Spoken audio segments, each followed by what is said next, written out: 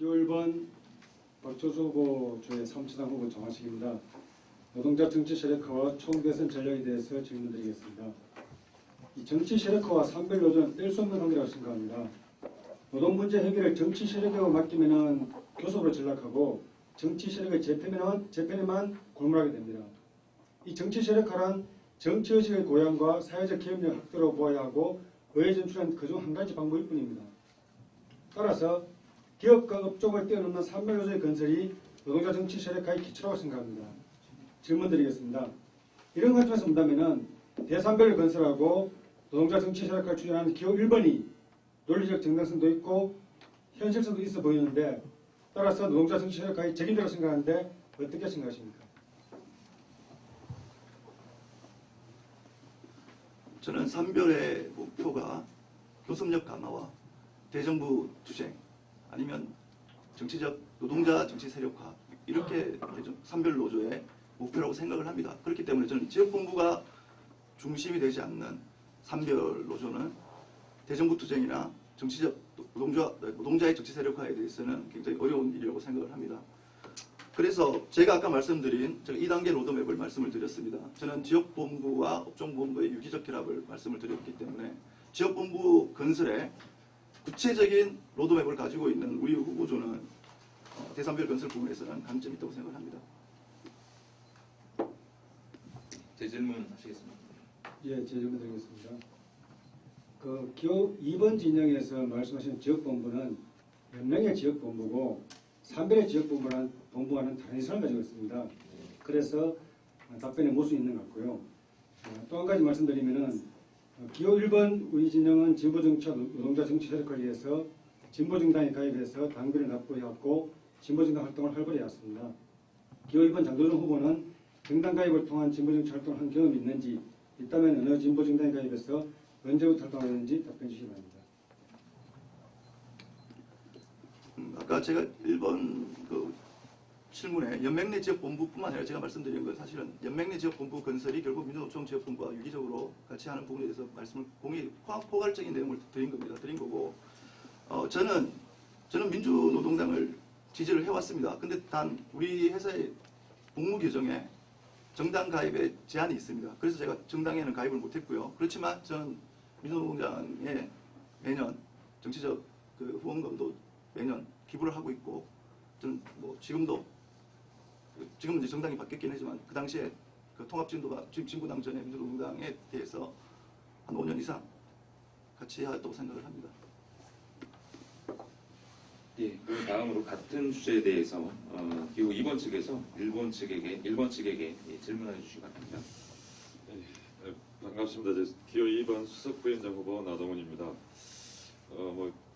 아까 장하식 사무처장 후보께서 정당에 전부 다 가입해서 진보정당에 가입해서 힘차게 노동자 정치 세력화에서 투쟁하셨다고 말씀하셨기 때문에 이 질문은 안 드리고요. 그럼 좋습니다. 그러면은 어떤 기호 1번 후보자는 전면적인 노동자 정치 세력화와 연맹이 주도하고 진보가 승리하는 2012년 총선, 대선 연맹 출신 후보의 발굴과 지원 이야기를 하고 있습니다. 사무금융연맹 전 위원장, 민주노총 부위원장과 정치위원장이었던 통합진보당 김영탁 후보 지역구인 간천 의왕 지역에 저희 우리 NH 노동조합 가서 이번에 정치 기부금을 상당히 좀 많이 했습니다. 그런데 장하식 사무처장 후보는 연맹 정영근 위원장과 함께 유원일 국회의원의 의정보고서에 유원일과 함께한 사람들 명단에 이름을 올려놓았는데 연맹 부위원장 직책을 가신 분이 민주노총 정치방침과 연맹의 정치방침을 준수하고 있다고 할 수 있겠습니까? 한번 이에 대해서 좀 답변을 부탁드리겠습니다.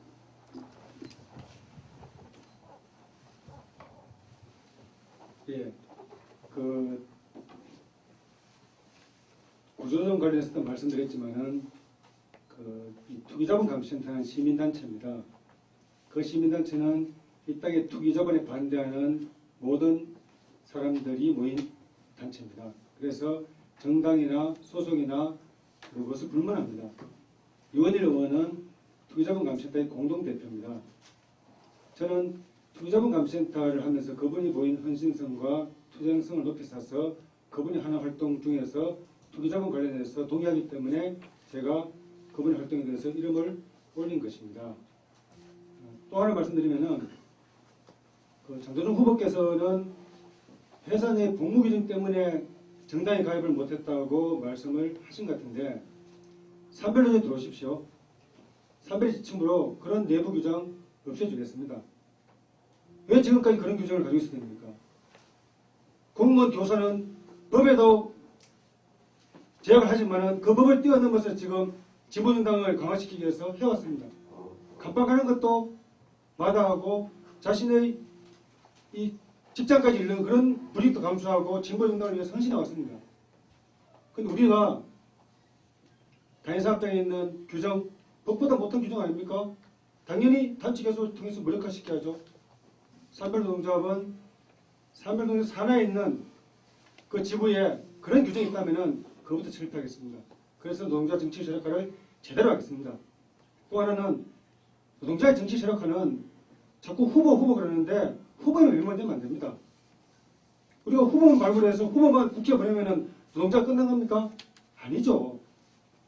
우리가 공약을 만들고 우리가 당에 가입하고 우리가 세력을 만들어서 그 후보를 개인하고 그 정당을 개인하고 이렇게 해야 되는 것입니다. 산별노동자 그렇게 하겠습니다.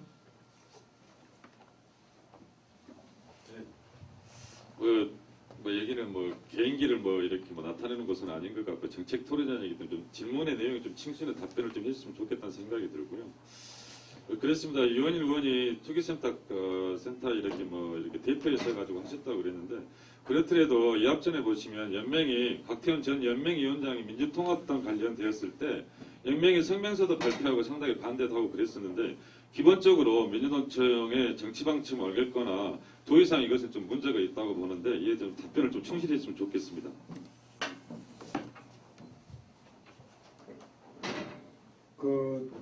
이 정치 세력화 관련해서 지금 민주노총에서도 다양한 방침과 다양한 견해를 가지고 토론에 들어가고 있습니다.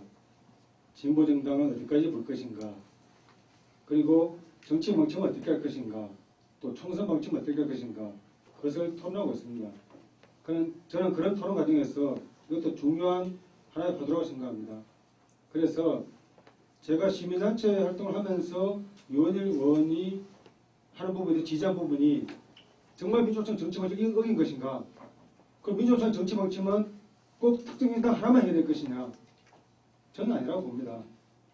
우리가 이후에 논의하겠지만은 앞으로 민주노총은 진보적 가치를 추구하는 인사와 사람에 대해서 비교적 관대하게 그렇게 해서 크게 정치 세력과 도모하는 것이 우리 민주노총 산하의 조합을 위해서도 저는 바람직하다고 생각을 하고 있습니다.